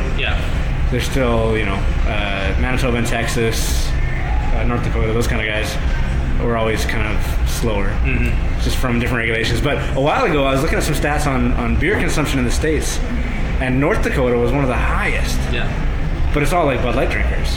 Well, and there's a lot of rig pigs there too. And so it blew me away. I was like, why aren't there any craft breweries down there? At the time, there weren't. And now there's, like I say, there's I think 7 or 8, and so it's super cool. I enjoyed going to the Split Crow in Halifax, where I think they advertise as Canada's most draft on. I would not want to have to clean those pipes there. But they're upwards of close to 200. I'm sure they have 200 heads. Oh, they must have something. Just keeping it organized. But they do have Bud Light there, and it's $35 a pint. No way. Because they said that's a good if move. You come in here and you order Bud Light, you must really want it. So I think they have like a little micro retail keg there that no one touches it. But that's the big sign says there. Yes, we do a Bud Light. Yes, it's $35. Yes, you must really want it. And then it just said order real beer. But I love that. I like that a lot. I mean, I also like just not carrying it. But it's still but that's a good move. It's a high margin move. I think it's a great move. Some guy's wife made me very nervous. Did you know what's funny is Saskatchewan? I got family there, so we always go over there. And they've had microbrews for a long time, and yet those guys, they're just Pilsner is the only thing I drink. Everything's local though. Weird though. It's part of it is that Saskatchewan pride thing, right? Like even all the hipsters in Winnipeg drink standard, and so it's a Manitoba beer. I do like Club, by the way. Club again, yeah. This is my brother-in-law, actually. Shout out to Luke. Yeah. On our show a couple times. But Saskatchewan's interesting too because like I've got family there as well. Same thing, diehard Saskatchewan fans, Rider fans. But my family at least, he'll drink pill. My cousin will drink pill, but he goes to the brew pubs. He goes out and he likes good beer. So the market's obviously they're supporting it. They're making some great beer, and like the coolest part about Saskatchewan to me is how small the cities are, and they're still making such high quality beer. There's downtown Saskatoon. I don't remember the name of them. There once. I was there for work, and they have a brew pub down there. It's been a long time since I've been to Saskatoon. And we were walking by, and I was staying at a hotel, and so I said, we walked in, I said, where's this? I said, give me something local. And she's like, it's brewed right there. And it's right here. You can see through the window. Okay, and we had that. And that was 4 years ago. Yeah. And I think they just opened. It was fantastic as well. And it was not a Pilsner. What do you find as, what's been your most popular beer? You guys have been open for like a really, really long time. Really long time, yeah. It's been about 9 months now. Yeah. Our number one beer by far is our Blonde Ale. Yeah. It makes sense. It's approachable. It's an easy entry point. I try to make it still have some flavor to it, right? 4%, I think it's 20 IBUs. Yeah. In that range, so nothing's gonna kick your teeth out, but it still has that bit of malt flavor to it, a little bit of fruitiness coming out of the hops. So it's almost 2-1 right now. It's selling a lot of beer. It's hard. I tried the Dragon's Bane. I do like it. For me, that's a beer that I'm not getting a drunk on. I'm just gonna have a handful. My cousin measures the drunk or not drunk beer. But I mean, I get what you're saying. There's not too many that fall into the non-drunk beers. You can tell. Trust me. I love the taste, but I know for a lot of people that's a little bit. We drank most of that one outside of their comfort range. Absolutely. I mean, that's 100 IBUs, 110 I think it was. Yeah, 110. So that's a big hitter, right? Yeah. I mean, I try and be pretty smooth with my bitterness in the way that I'm kind of using my hops, but it's still 110 IBUs, you know? So if you're not used to that, I like that you offer that option. I'm always going to, man. Like, I love hops. Yeah. I have a hard time picking which ingredient beer I like the most. Well, I want to get into that. Like, how do you decide in terms of, like, I guess, do you purely off of sort of feel and history, or do you actually, is there like I haven't seen it, and to my listeners, I'm looking around, but is there a Bible of like these like German recipes that you use from like the Trappist monks? No. That you're pulling off of here? Or? So, I mean, part of it is just for the most part, I'm working with ingredients I'm familiar with. Yeah. So I know how they taste and how they feel. But I am trying to use some new stuff here and there as well, and trying to push my own limits a bit with that. But mainly it's, I try and take the idea of what I want the beer to taste like in my head, and using the BJCP style guidelines. So BJCP is the Beer Judge Certification Program. Okay. So anytime a beer competition is on, for the most part, they're using BJCP guidelines. So is that like ratios, sort of in terms? Not necessarily ratios, but it's a full breakdown of guidelines of what that style should be like. Oh, if you're gonna throw a lager, what a lager is it good? Yeah. Well, let's say like you're talking about the Dragon Bane. So that was supposed to be a double IPA or an Imperial IPA. It didn't quite hit the alcohol I was hoping for, so I was calling it a 1.5 IPA. But beer can be whatever you want it to be. It can be anything. Categories. But there are categories. So in the double IPA category, it would say appearance is this, aroma is this, taste is this, mouthfeel is this, overall impression is this, and then here are the general accepted guidelines for alcohol, IBUs, color, which are generally they use SRM, which I can't remember what it stands for, but that's color. Yeah, right. And then below that, they tend to also have like popular commercial examples of the style as well. Right. So you can kind of take a look if you want to. But between those guidelines that they give and what I know about the ingredients I have and the kind of beer I'm trying to kind of create, I'll put something together. Very cool. It's tough, right? Because if you want to go into a competition, you have to follow the categories, but but it's what you want it to be. But it's if you are brewing specifically for competition, there's a different way to approach it. Same as barbecue. I do a lot of barbecue, barbecue. Yeah, and same thing, right? I have an idea where I want things to taste. I've been playing with spices now for 9 years, and talking to guys and tasting down in Memphis and things like that, where you get to learn, but then like when I make ribs for him and I versus if I'm making competition ribs, they're completely different. It's sort of, they've, like most things, they've taken it so far to an extreme of when it's got to look this glossy and like this that it's not really something you would even technically eat. So if you're gonna make it for your family, it's just you're going to the nth degree, you don't need to, so to speak. So to me, beer is like breakfast. Breakfast, lunch, whatever. But it's liquid bread, man. It's I want it to be mine, and I want it to be. I don't want to fall in a category, although I will take the guidelines of that. But I want that touch of me, right? Yeah. Well, that's gotta be the most gratifying thing, is taking 1,000 liters or gallons or whatever off of here and making something that you've completely come up with. Yeah, I like it. So what's been your biggest disaster so far? We haven't had one here. Not here? How about in the past then? Because you had one somewhere. Let's hear some of the horror stories of brewing. I've been really lucky to not have that many. Yeah. Have you had I like how you didn't say none. No, there's certainly been some. I haven't dumped anything here. Yeah. There was a couple times at Half Pints. There's one time when I was there. That was definitely my fault.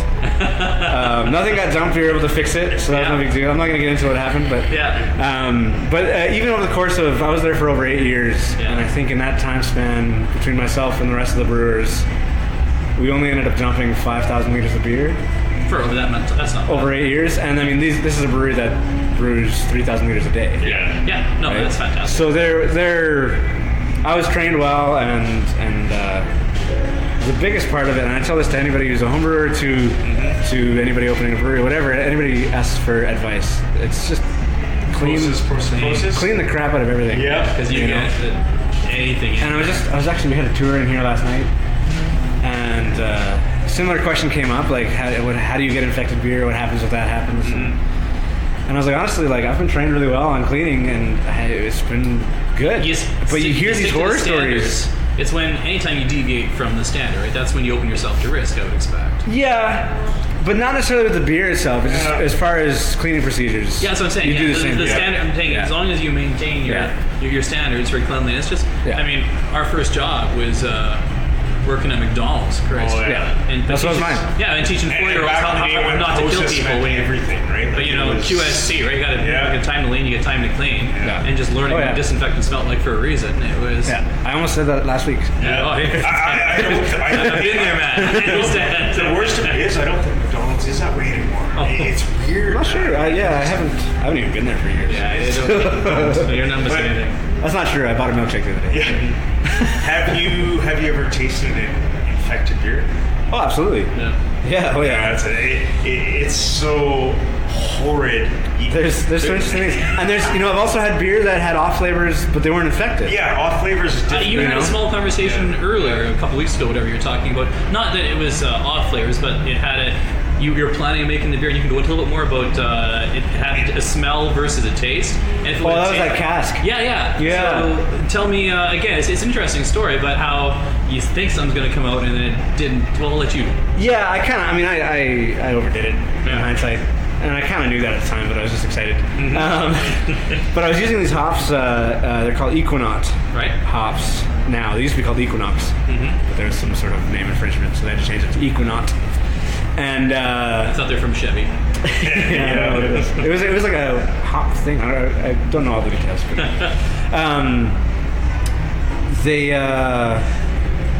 I got distracted by the music. It's good. Oh yeah, these guys are pretty solid. So I was making this cask with these hops, and the descriptors are kind of really tropical, fruity, and berries. And I was like, sweet, I'm gonna use a ton of these hops. And I only had it was a 19-liter cask. I had about 500 grams, maybe 1,000 grams left of these hops. And I was like, yeah, I'm going for it. And to put that in perspective, I dry hop my IPA, which is 1,000 liters of beer. Yeah. I dry hop it with 1,600 grams. Okay. So I'm already, for 19 liters, I'm already way beyond. I mean, for homebrewing experience, right, that's a 5-gallon batch. Yeah. When you're dry hopping, it's probably 2 or 3 ounces. Yep. Not much. Yeah. So that's... in grams, 2 or 3 ounces is maybe 100 grams. Yeah. So I was 5 to 10 times as much as I should have been. You were loading it up. I was just really excited, and I was into the bag, so I just went for it. Mm-hmm. And the aroma of this this beer was just awesome. Yeah. And then one of the final descriptors of this hop is, it doesn't necessarily say green pepper, but it alludes to bell peppers. Yeah. And that's what it tasted like. It tasted like a green pepper. And it's I was like Greek lasagna. It was bizarre. And it sold. People still enjoyed it. But there was also some kind of... I had to talk to a few people and a lot of single glasses going on. Yeah. Not a lot of reorders. Yeah. So it was an interesting one. Interesting. It's hard to believe those descriptors too, right? Like you're like green pepper. You know what?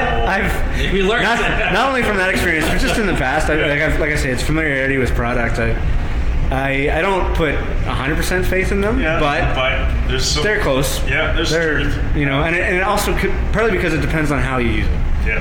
If you manipulate it a certain way, it's going to give you more of this than that. Yeah. So they only give you what can come out. More flavor. Yeah. So on those descriptors, they're giving you what can happen. Yeah. You know, it's not going to be outside of those realms generally. I have never been successful really with dry hopping. I love the smell, but I've dumped a shitload of dry hops, leaves, pellets. I can never get the aroma I want. And I find that the smell is almost as important as the taste. Oh, it's just...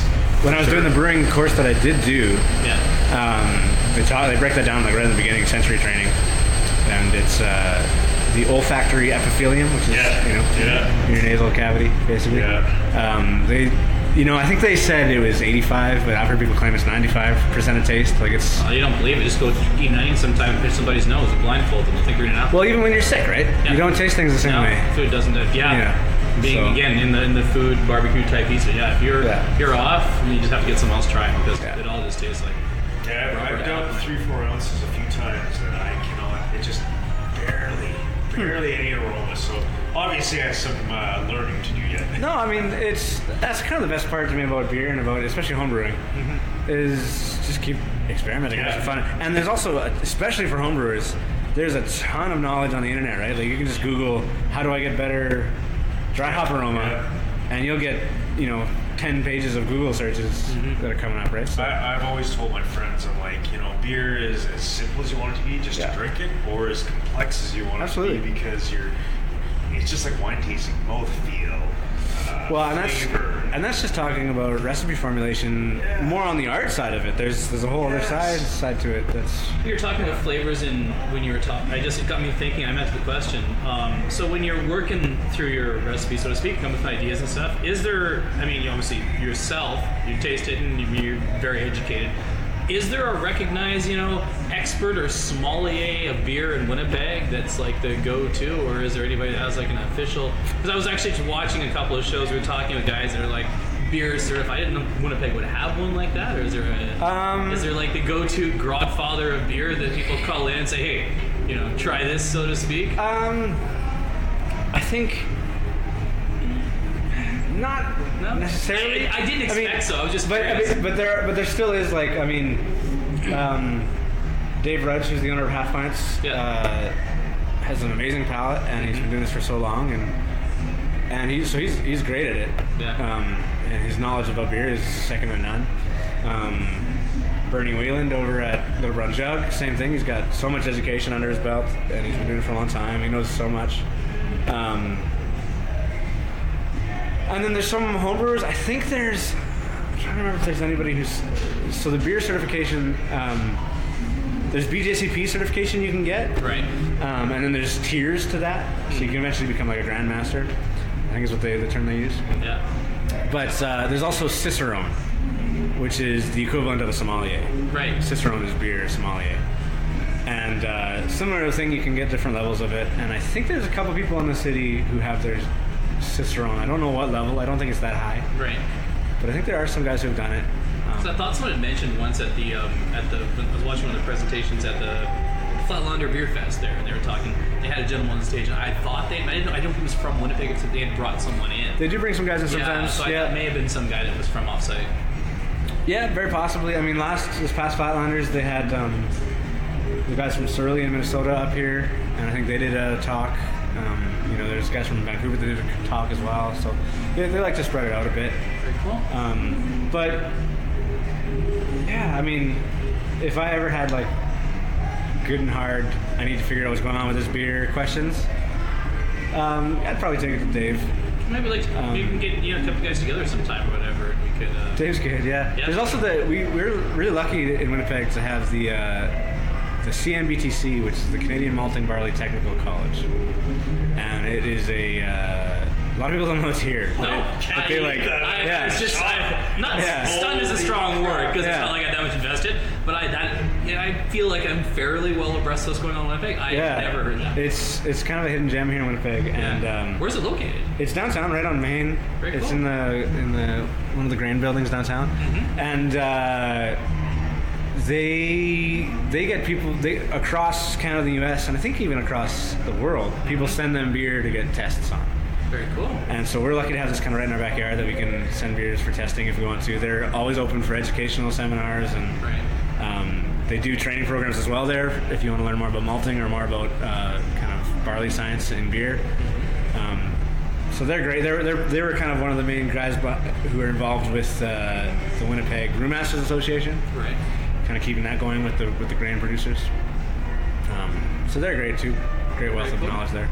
That's shocking. See, like all these years of brewing, and I don't know these things. Like I should know these things, but I don't. Yeah, it's not something that gets a lot of news. I've never even been there. Like it's been, like I said, I've been doing this for a while, and I've been meaning to. And I just got an email last week about their Christmas open house, so I'm gonna try and stop in because I've never been down and I want to check it out. But they've got their own little pilot brewing system there that they do test. I'll throw a link to them in the show notes, whatever, if you could check it out. Absolutely, yeah. You mentioned you're having to obviously bring your friends back here all the time, whatever, for tour. But do you guys do formalized tours, or like the half pint situation, so to speak? Or? Yeah, so we do tours every Thursday night at 6. Very cool. You can go on the website and sign up. There's I think it's $15. Okay. But you get some appetizers out of that, some snacks, and then also a pint with Very that. Cool. And then it's about an hour-long tour. Very neat. And we go through and kind of break it down. Awesome. Yeah. So, where do you see things going in terms of? I mean, you guys are 9 months is still basically brand new. You're still blowing the dust off some of these things, but where do you want to see? I got questions like, are we ever going to see Brazen Hall for sale at my beer vendor down the street, or is there a whole different? I don't know if there's sort of like, what do you have to do to go from here to off sale?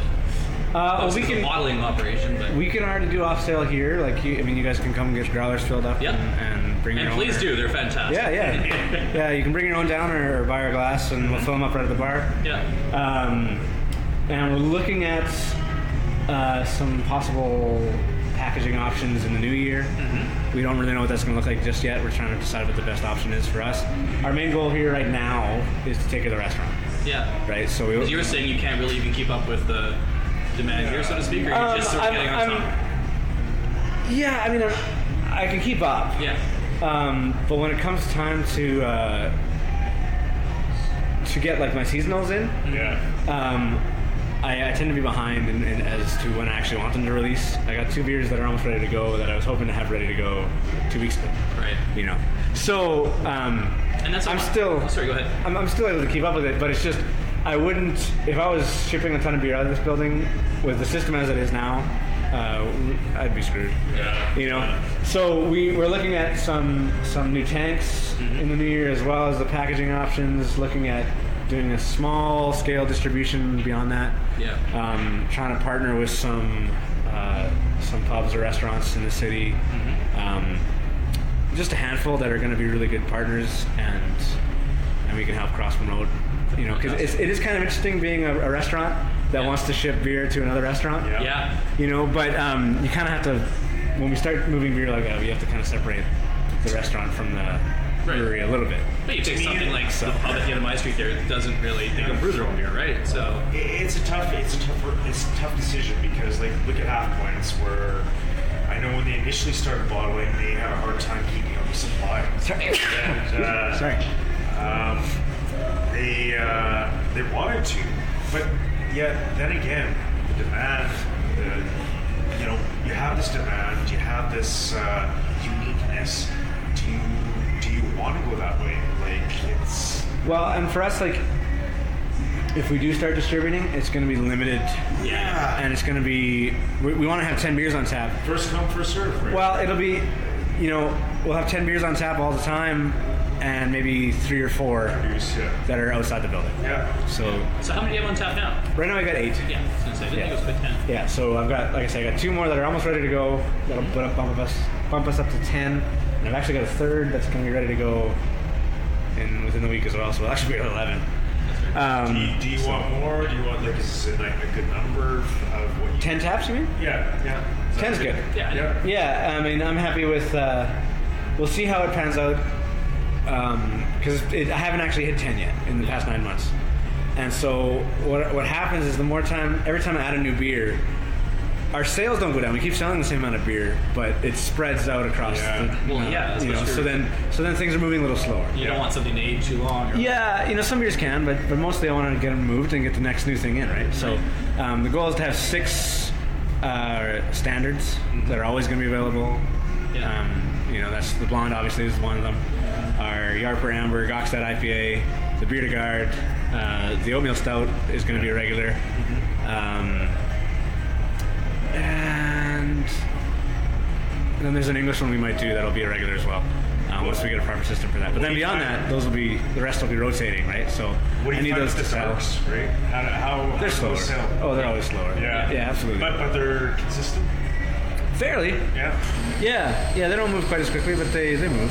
Yeah. I'm not concerned by them. No. By them going bad. They move in enough time.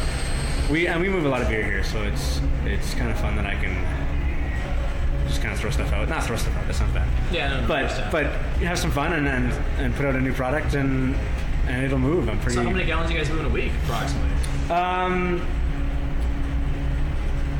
We're. I think it's around the 2,000 liter mark. Very cool. In that range. I'm brewing average twice a week right now. Okay. And so that's obviously replacing beer that's been moved already, right? So you see a couple coming off soon. Do you want to give us our listeners a sneak peek, see what they can come down and try out? To what's, yeah. So we've got a barley wine, which is what I just finished testing there. It's still carbonating, which is half the reason why I was drinking it. Yeah. Really, I'm just excited about it. So barley wine. This is are just big, strong, beefy beers, basically. Yeah. You're going unique there, right? Kind of. They're often brewed as winter warmers. Half Pints has one. Barnhammer did one a little earlier this year. So this is ours. Barley wine's really cool. They're beers that can age and can age up to, like, if they're brewed well and packaged well, up to 20, 25 years. Yeah. Oh, jeez. They can keep going because they're high alcohol, high hop content. Those are your 2 natural preservatives. So what do you hope this one will come out as for an alcohol content? Alcohol content on this one is about 8.2, 8.3. Does Manitoba have a limit, so to speak, or the regulations in terms of the brewing process itself has a limit. Right. No, I know. Yeah, I understand that. Like, you're not going to get much higher than 10, 11. Yeah, you can kind of push 12, 13s. Yeah. But I'm just wondering if we as a province, because of the alcohol per unit pricing. That I don't know. I was really curious coming in tonight if that was something that. That I don't know. Like why is this something you gotta find out? No, I'm not worried about nothing here is why is stilling illegal versus brewing beer? Like, you can kill yourself and go blind. You need it. Well, there's that. That's kind of the main reason. Yeah, you just blow each other up. Yeah. Although I was leaving Calgary today, they had the moonshine for sale. I don't think it's illegal to do. No. In Manitoba, but I did read something one time that if you are going to be making a distilling in your house, you have to let all your neighbors know. Yeah. It was basically like good safety. Yeah. Good safety. Good safety. It was like a bylaw that you need to It's like wearing goggles. So so the barley wine, it's really cool. We haven't pinned down a name yet. We got 2 different names on the go that I'm excited by. So just got to pick one. The other one that I'm going to move tomorrow, so hopefully it's ready by Monday at the latest. It's pronounced Yule, which is an Icelandic word for Christmas or Yule, basically. And this is a Belgian triple that I'm also kind of treating like a New England IPA. If you guys are familiar with those, this is kind of a new fad of IPAs coming out that are really back end hops, so they're really juicy hops. And then they're going further and making these milkshake IPAs that are really hazy, and often have a lot of fruit in them. And so I'm kind of treating it as a blend of those. And so lots of back end hops that are very orange, reminiscent of orange flavors, in this triple. And then I threw 20 pounds of freshly squeezed mandarin oranges and the peels into the fermenter with a dry hop. Sounds like something my wife would like. So but it's still very Belgian. Like I just had a sample of it today, getting ready for tomorrow, and still got that nice Belgian triple kind of phenolics, that clean, dry Belgian serve thing. With a slice of orange on the side. No orange, no, I'm not doing that. You know, we did do that in the summer with our wheat beer because people like it, which is fine. I have no, if you serve me a beer with an orange on it, great. I'll just put it on the table. There you go. Who wants that fruity beer? But, come on. I know people. You know what? This one, I'm so excited about this beer because it's, at the end of the day, it's not like I've taken 500 liters of orange juice and then put 500 liters of beer on it. It's still 1,000 liters of beer with 20 pounds of oranges, right? Like it's not juice that has beer in it. It's beer that has a juiciness to it. You know what I mean?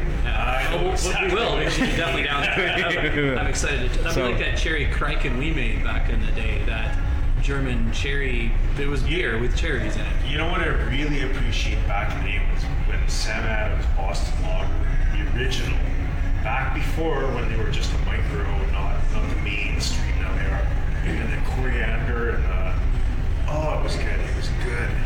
But now I go down there and I drink it, and it's not the same. They're macro now. That's too bad. Yeah. They've lost that, right? That coriander flavor that was. I like that. It was different. So, I mean, Torque, have you had the Witty Belgian from Torque? Yes. I don't know if you have them. I had a bunch of them around the pool we had. We bought their multi-packs also. Oh, yeah. So the Witty Belgian from Torque, if you're looking for a kind of a Belgian wheat with coriander, that's that right there. Yeah. They're making a great beer. Yeah, I liked everything in the Torque pack. Actually, it was fantastic. They're doing a good job. Yeah, that was fun. Great for output. I mean, first time we had a pool was this summer. So that was actually our beer du jour for a while. Of course, we'll switch it up next year, of course. And it's a unique flavor, right? Like it's not everybody's gonna like it, right? Like it was good. It's different, right? It was really good. It was really good in the sun. So that was it too. What's the third one you got coming off? Third one is it's a braggot, and so the whole Viking theme of Brazen Hall. Right. We had to at some point do a mead. Well, and you just took. I was going to ask because I haven't seen it on the menu. Yeah, and so we're as a brew pub. Yeah. You need a wine license to make a mead. Right. Not a hard thing to do. If you're a commercial brewery, you just apply for it, and if you get approved, you're done. Being a brew pub, we're not considered a commercial brewery, and so we're not actually allowed to apply for a wine license. So instead of making a straight up mead that I would have liked to, we made a braggot, which is a part beer, part mead, basically. So it's started with the grain and then added a bunch of honey to it. I didn't use any hops on this one, and it is 9.8%. And I'm a huge mead fan. Yeah, it's pretty nice. We carbonated a little bit to give it some effervescence, but it's pretty nice. It's pretty much ready to go. We used honey from Sutherland Apiaries, which is just around Selkirk, which is an uncle of the owner here. So that was a lot of fun to use some local honey, and then I also took 100 liters off of it and used 20 kilograms of Manitoba cherries. Right. Which I don't know if you guys have had Manitoba cherries. They're like these. I had no idea those things grew. Yeah, they're like these kind of a pale red, a little bit yellow sometimes. We've got some. I've got them before from Crampton's Market over there. Yeah, I'm sure they would carry them. No, they're cherries. They're cherries. They're Manitoba cherries. And so we took 20 kgs of that, and I juiced them, and blended that in with 100 liters. So I've got the main braggot, it's just unadulterated, and then we've got our cherry version that we're gonna have some fun with as well. That one's gonna be a bit more special release because there's only 100 liters of it. Okay. But if you keep your ear to the ground, I'm sure you'll hear when it's around. We'll definitely be in touch. So is that a Manitoba law, or is that the whole? That's So all alcohol production goes through the provincial government. Yeah. It's all provincially regulated. So what? Because from a casual observer, I was only familiar. Someone says, it's seasonal beer time. It's always the fall, right? That's when you see the typical seasonal beers come out. So are there other beer seasons? Yeah, absolutely. Absolutely. That's a funny comment to me because I think, you know, seasonal beer can change with the season. Well, you would think so. I think people just are always in tune to pumpkin beers. Yeah. And then the big winter warmers. And Oktoberfest. Yeah. So that's when they see the seasonal. That's when I've seen it come up. Yeah. So I mean, if you look, like for us, you mentioned the Vienna lager. That's my winter lager. It's called Vetter, which is Icelandic for winter. Well, it's been my favorite beer so far. I appreciate that. Yeah, I love it. Before that, in the summer, I'm trying to have one lager on at a time. Mm-hmm. So the lager I had over the summer was a Islandinger Pilsner, which is just Icelander. Mm-hmm. But so that was our summer lager was a Pilsner. In the spring here, I'm going to do a brief run of a black lager, and then back to the Pilsner, and then between the Vienna and the Pilsner, I did Oktoberfest at Marzen. So even just within the lagers, there's seasonality, right? You can have some fun. I mentioned we did a wheat beer over the summer. We did a Belgian IPA. You know, seasonal can be whatever you want it to be. Yeah. Obviously, there's a difference amongst brews, but typically on any of your, like on the Vienna lager, from the day you walk in to the day I'm drawing it out in the bar, how long is the production cycle? So the Vienna lager is a bit longer. Lagers, because it would be take longer. Yeah. It's in the word to store, right? Yeah. So the Vienna is about a month and a half. Okay. Whereas most of the ales I'm doing are about 2.5 weeks, 2 weeks. So even though it's obviously it's scaled up batches, but it's still the same timelines as a home brew, so to speak. Because the yeast is still the same yeast, right? Exactly. It takes its own time. I have more temperature control, so I can really mess around a bit more. Yeah. I can make that fermentation take 3 months. Yeah. If I wanted it to. I don't. For me, like of all these years I've read and done this stuff, but what I found, and correct me if I'm wrong, temperature control during the brew is one of the most important factors. I would say temperature control everywhere is important, man. I mean, hitting the mash at a certain temperature gives you certain results. Boiling is obviously not really a certain temperature. That's boiling. So you don't worry about that. But then cooling to a certain temperature before you pitch your yeast, that's super important. But then, the temperature you're fermenting at is going to mess around with your flavor quite a bit. You know, and that's kind of the one side of brewing I'm still learning a lot about, and it's exciting for me. But and it's amazing. Like hours could be a difference between. Can be. Flavor profile. Can be, I mean, these also on this scale, it's not as bad on a homebrew scale. Yeah. But there's so much action and so much friction that's created in this size of fermentation that they heat up very quickly. So the temperature control is super important because I don't want it to. At half pints, they're even bigger, right? They're 4,000 liters. And there's been times where the glycol solenoid is jammed or has forgot to get turned on. You know, we make mistakes sometimes. Right. We're humans. You'd come in the next day, it'd be over 30 degrees Celsius, and you left it at 18. Like, what the hell? You know, it creates all this heat, and so having the glycol systems and the temperature controls. I found even with a homebrew sometimes it can heat up. And, there's a 2 degrees difference from when within hours. Yeah, and it's like, man, like how do you? It's tough to guesstimate. Well, and these aren't perfect either. Like they don't. If I set it to 19. It doesn't stay at 19, right? It'll go. The pump kicks on at certain times, right? Or not the pump, but the solenoid, right? So it'll go from 19. By the time it hits 20, the solenoid will open. It'll drop it down to 18 and a half, and then close, and then it'll come back. So it's always doing this, fluctuating, right? So it's just a little more consistent. And then beyond that, I can, after, if I fermented cool for 3 days and I want to just finish out hard, I can set it to 30. And it'll never hit 30, but it's also never going to turn on. So it'll just keep heating up and finish fermenting. So, cool. Anything else you want to ask me tonight? Oh, it's just exciting to be around beer. I love beer. I mean, we're in the thrill department for this. Fantastic. We're super, we're happy that you guys have came to us. I'm happy to do the show. Happy to give you guys some beer. Yeah, we'll definitely, we'll check in with you every 5-6 weeks, whatever. Sure. I got your email now, so if you got something neat coming up or whatever that you'd like us to shoot out. Absolutely. A bunch of links in the show notes already. Please check out. Again, Brazen Hall here in Winnipeg. For the majority of our listeners that are kicking around the city, again, we walked in on a Wednesday. The place is blowing the doors off. It's fantastic.